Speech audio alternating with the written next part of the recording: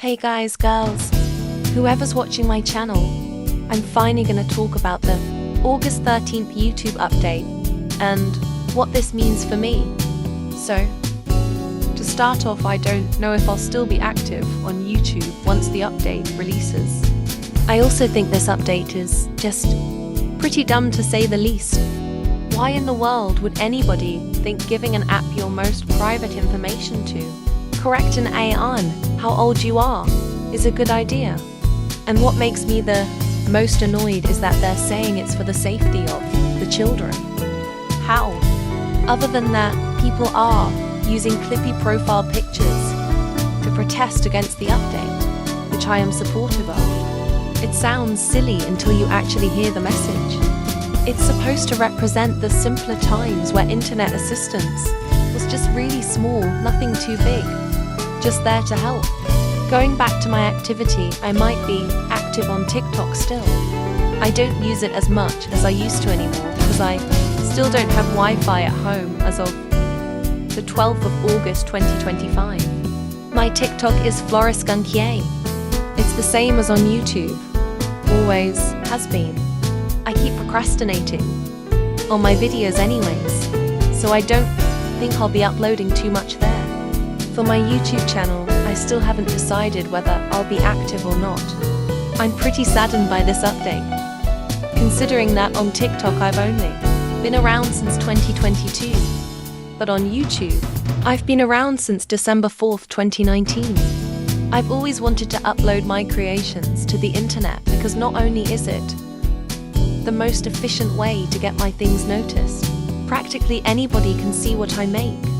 Even though I didn't have the biggest platform on YouTube, I'm still really happy people got a chance to see my art. But anyways, back to my opinion on the update. So to begin with, how the AI system checks your age. It looks through your watch history and judging by what you've watched it determines your age. This can easily be a fail. There's many people who are probably adults that watch things deemed to be childish, like cartoons and such. I watch shows like Amphibia, The Owl House, Gravity Falls, Little Witch Academia, etc., which are mostly considered kid-friendly to watch. But just because I watch kid-friendly things, that doesn't make me a kid myself. I can't fully understand the way humans act, and I feel like that's something many people are misunderstanding the most. AI stands for Artificial Intelligence because it learns off of us. AI quite literally doesn't have a mind of its own. Everything it tells you is something it learned from a real human being. To leave a literal machine to determine your human age based on what kinds of things you watch is surely to fail horribly. Next off is what happens when the AI gets your age incorrect, and it asks you to correct it in one of the most absurd ways possible. You have to show it your ID and personal information too. Prove you're over 18. That's easily a bad idea because, like, what will it even do with the information after it corrects your age? Does it just delete the info, or does it keep it somewhere? If other people would have access to the information, that can genuinely be a serious problem. How is that safety for the children? Also, we already have YouTube Kids. Why can't they just use that instead?